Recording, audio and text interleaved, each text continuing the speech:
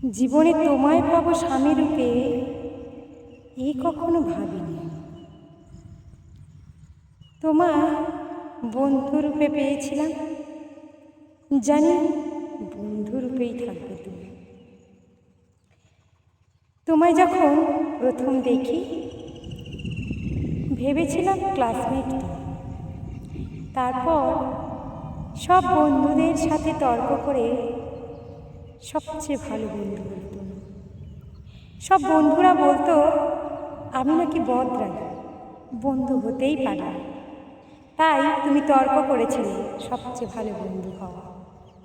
তুমি তো তর্ক করে বন্ধু হলে, কিন্তু আমি বন্ধু হয়েছিলাম তোমার মন থেকে, হৃদয় থেকে। সবাইয়ের কাছে গর্ব করে বলতাম, জানিস জগ আমার সবচেয়ে ভালো বন্ধু। আর কেন জানো এটা বলতাম? কারণ আমি কোনো সীমানায় বাধা ছিলাম না। ছেলে বন্ধু বললে মেয়েদেরকে খারাপ বলবে, এটা কখনো আমার মধ্যে কাজ করত না। আমি জানতাম বন্ধু মানে বন্ধুই, ছেলে হোক বা না। ছেলে হলেই যে বয়ফ্রেন্ড, এই ধারণাটা আমার মধ্যে ছিল। আমি জানতাম তুমি আমার সবচেয়ে ভালো বন্ধু। পৃথিবীতে যত বন্ধু পেয়েছি আমি ছোট থেকে, তার মধ্যে সবচেয়ে ভালো বন্ধু ভেবেছিলাম তোমায়। তুমি তর্ক করে মন থেকে কতটা বন্ধুত্ব আমায় দিতে পেরেছো আমি জানি না। আমি দিয়েছিলাম প্রাণ। ভেবেছিলাম আমার জীবনে শ্রেষ্ঠ বন্ধু তুমি একা। তারপর বন্ধুত্ব তোমার কাছে ধীরে ধীরে আরো গাঢ়, আরো নিবিড় হতে থাকে। একদিন তুমি আমার একটা গানের সিডি বানিয়েছিলে। তার দাম নিতে অস্বীকার করলে আমি খুব রেগে গেছিলাম। আর তা দেখে সমস্ত ক্লাসমেটরা বলেছিল আমি নাকি তোমায় ভালোবাসি। তাতে আমার রাগ হয়নি, তবে খারাপ লেগেছিল। এই ভালোবাসার অর্থ প্রেম কেন, বন্ধুত্ব নয় কেন? বন্ধুরা কি বন্ধুর কিছু দিলে তার মূল্য নির্ধারণের জন্য রেগে যায়?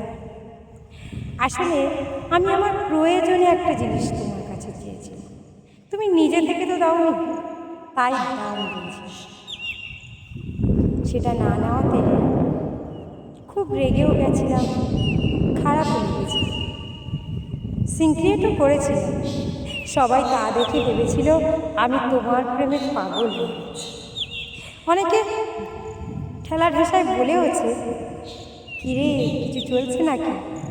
উত্তরে বলেছিলাম ও আমার বন্ধু, আর বন্ধুই থেকে যাবে।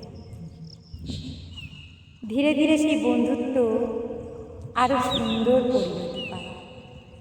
তারপর তুমি ছাড় হয়ে যাও উচ্চ মাধ্যমিক থেকে, আর পরীক্ষা না দিয়ে আমি চলে যাই আমার রাস্তায়, আমার পড়াশুনো, আমার বাবা মা, আমার জগতে। তারপর থেকে কথা হতো, হয়তো মাসে কিংবা কখনো দেখা হলে, ভুল ভবিষ্যৎ ফোন করলে। তোমার সাথে আর সেভাবে কথা হতো না। তখন তুই তুকারিতেই ছিল সম্পর্ক। তোমার সাথে আরও দুজন যেত, তাদেরকেও তুই করেই রাখতাম তোমার করে। একদিন তুমি শোনালে যে তুমি অনেক দূরে কাজে চলে যাবে, শুনে খুব খারাপ লেগেছিল। তারপর জানতে চাইলাম কেন। তুমি বলেছিলে তোমার সাথে কারো ব্রেকআপ হয়ে গেছে, তারপর তুমি আর বিয়ে করবে না সিদ্ধান্ত নিয়েছ। তাই দূরে কোথাও কাজে চলে যাও। তারপর শুনলে আমারও বিয়ে হয়ে যাবে, তাই তুমি আর থাকতে চাও না। আমি তবুও বুঝিনি যে তোমার মধ্যে আমার জন্য নিগুড় প্রেম লুকিয়ে আছে। আমি তখনও ভাবতাম তুমি আমার সেই বন্ধুটিই আছো, কি বোকা ছিলাম, তোমার চোখ দেখেও বুঝিনি কখনো, তোমার আচরণও কখনো বুঝিনি। তুমি আমায় একটা ফুল দিয়েছিলে ভালোবেসে, আমি ভেবেছিলাম শুধুমাত্র আমি ফুল ভালোবাসি তাই এনেছিলাম। কিন্তু তোমার পাশের মানুষরা জেনে গেছিল যে তুমি আমায় ভালোবাসো, তাই সবাই তোমায় নিয়ে রাগাত। তুমি সেই রাগে পড়ে একদিন আমায় নিয়ে লেখা তোমার ভালোবাসার কবিতা, গল্প সব খাতাটাকেও ছিঁড়ে পুড়িয়ে দিয়েছিল। সেটুকুও আমায় বলেনি কখনো, শুধু বলেছিলে আমার একটা খুব প্রিয় জিনিস পুড়ে জ্বলে ছাই হয়ে গেছে। আমি একটু কবিতা লিখতাম, তাই তুমি আমায় বলেছিলে তা নিয়ে যদি তুমি কিছু লেখার জন্য, তা নিয়ে যদি তুই কিছু লিখে দিতে পারিস। সেটা শুনে আমি লিখেও দিয়েছিলাম, আর সেই কবিতার নাম দিয়েছিলাম এক মুঠো ছাই। তুমি খুব খুশি হয়েছিলে আর বলেছিলে এটাই সত্যি। তবুও বুঝিনি যে তুমি আমায় ভালোবাসো। তারপর একদিন আমার বাবার কাছে তুমি গিয়েছিলে আমার দাদার সাথে। আমার একটা দুঃসম্পর্কের দাদা তোমার বন্ধু ছিল, তার সাথে যাওয়াতে বাবার কাছে শুনেছো যে আমার বিয়ে দিতে চায় একটা চেনা কোনো সুন্দর মনের ছেলের সাথে, যার টাকা পয়সা ধন দৌলত নাই থাকা, মনুষ্যত্ব আর বিবেক থাকা, যে আমায় বুঝবে। তারপর তুমি দাদাকে বলে আমাকে বিয়ের প্রস্তাব দাও। প্রথমটা শুনে খুব খারাপ লেগেছিল যে আমি যাকে সবচেয়ে বন্ধু ভাবি সে আমার সুযোগ নিচ্ছে না তো। তারপর আমার মা সান্ত্বনা দিয়েছিল, সবচেয়ে ভালো বন্ধুই সবচেয়ে ভালো স্বামী হতে পারে যদি সে ভালো মানুষ হয়।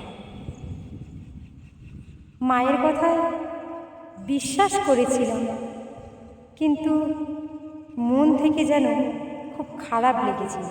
আমি তোমাকে আর 5টা ছেলের মতো ভাবিনি। তাই দেখা হলে 2-4 ঘা মেরেও দিয়েছিলাম, বলেছিলাম তুইও সবার মতো, তুইও কি আর 5 জনের মতো। তারপর তুমি আমায় বলেছিলে তুমি আমায় ভালোবাসতে, কিন্তু কখনো বলনি শুধুমাত্র বন্ধুত্ব নষ্ট হয়ে যাওয়ার ভয়ে। কি অবাক তাই না? আমার পায়ে পায়ে চলেছ, হাতে হাত রেখে গল্প করেছ, তবু কখনো বলনি যে তুমি আমায় ভালোবাসো। সব কিছু একটা অজানা সম্পর্কের মাঝে বিলীন হতে থাকবে। তুই থেকে তুমিতে আসাটা বড় কঠিন মনে হলো। আমি বললাম তুই ছাড়া আমি রাখতে পারবো না।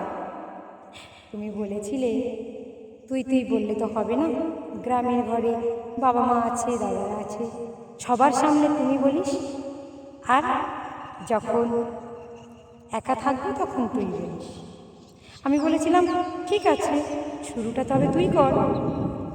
তারপর সেই বন্ধুত্বের সম্পর্ক ধীরে ধীরে তুমি হতে হতে পুরোটাই তুমি হয়ে। সম্বন্ধ শুরু হওয়ার পর বিয়ে হওয়া পর্যন্ত 3 মাস তুমি আর তুই ওলট পালট কিছু গল্প। তারপর তুই ছুঁই ভাব সব মিশে গিয়ে তুমিই হয়ে গেল। ভুল ভবিষ্যৎ এক একদিন মনে হতো আর বলতাম চল আবার তুইতে ফিরে যাই। ওটা ছিল নিছক খেলা, কিছুক্ষণের গল্প। তারপর সম্পর্কই যেন বদলে দিয়েছিল দুজনকে। নিগুড়ো প্রেমে আবদ্ধ হয়ে তুই আর আসেনি, এখন তুমিটাই যথেষ্ট। তবে হ্যাঁ, ছোটবেলার সম্পর্ক এখনো মাঝে মাঝে ফুটে ওঠে। কখন বলো তো?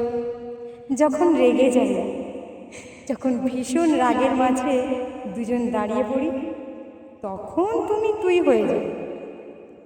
কিছু পুরনো স্মৃতি না, ফেলে রাখা যায় না, আবার ঝেড়ে মুছে নতুন করে সাজাই যায়।